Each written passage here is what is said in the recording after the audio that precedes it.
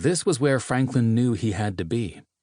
Just over 2.5 months earlier, in January 1919, former President Theodore Roosevelt had died in his sleep at the age of 60.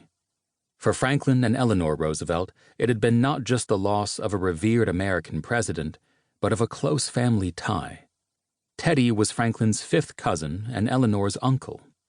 Teddy's younger brother, Elliot, was Eleanor's father, a troubled soul who had died in tragic circumstances in 1894, when Eleanor was 9.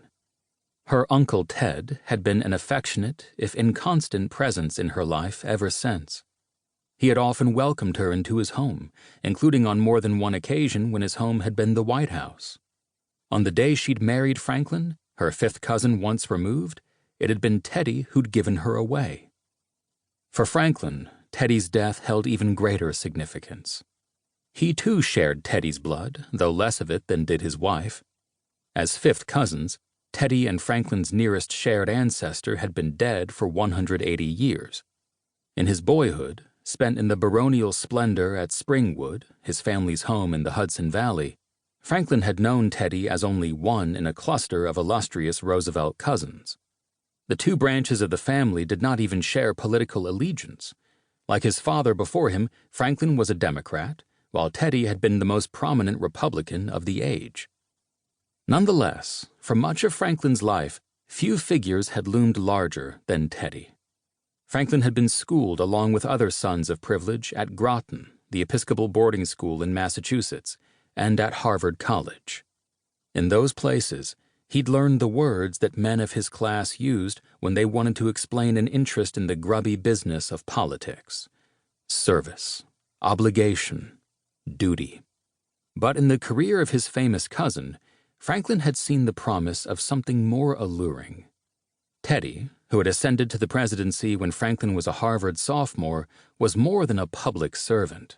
He was the most famous and admired man in the country, unmatched by any other figure in his ability to inspire awe. In Teddy's vocation, politics, and in Teddy's magnificent rise, Franklin saw a chance to have the most thrilling kind of existence. A life of service and duty, yes, but also of achievement and renown. It was a life of glory, and Franklin wanted it for himself. By the time he reached adulthood, he'd come to believe that glory would be his if he could just make Teddy's path to power his own. He'd gotten straight to it. After Harvard and law school at Columbia, he served a brief, uninspiring stint as a clerk in a Wall Street law firm. One Saturday afternoon, Franklin and other young attorneys passed the time by speaking of their dreams for their careers. While the others spoke of partnerships and appointments to the bench, Franklin laid out a precise path of progress through politics. First, a run for the New York legislature, followed by service in Washington as Assistant Secretary of the Navy, then election as Governor of New York. Years later, one of the other young attorneys present that day would recall Franklin explaining that a man who followed this path has a good chance to be President of the United States. This path was, the other clerks knew, roughly the path that Teddy Roosevelt had taken to the presidential ticket just a few years before. As promised, Franklin won election as state senator at the age of 28, an appointment as Assistant Secretary of the Navy at 31.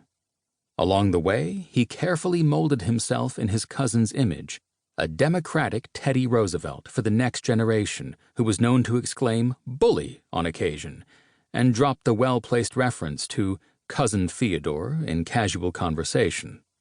When, from time to time, the papers mistakenly improved the family connection to make Teddy his uncle, he did not object.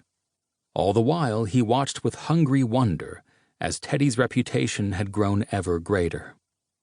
The newspaper editorialists had struggled to describe the scale of the loss of Teddy. It was, one wrote, the greatest blow the nation could sustain in the loss of a single citizen. The strongest single personality in the world is dead. But for Franklin, the true significance of Teddy's death was what it portended. For the first time, the path in front of him, Teddy's path, was clear. By the spring of 1919, Franklin had served 6 solid years in the Navy Department. It was time to move on to the next stop on Teddy's trajectory, statewide office in New York. Standing in the crowd on Fifth Avenue that morning, he surveyed the rough and noisy world of New York politics, the next Roosevelt, ready to take charge.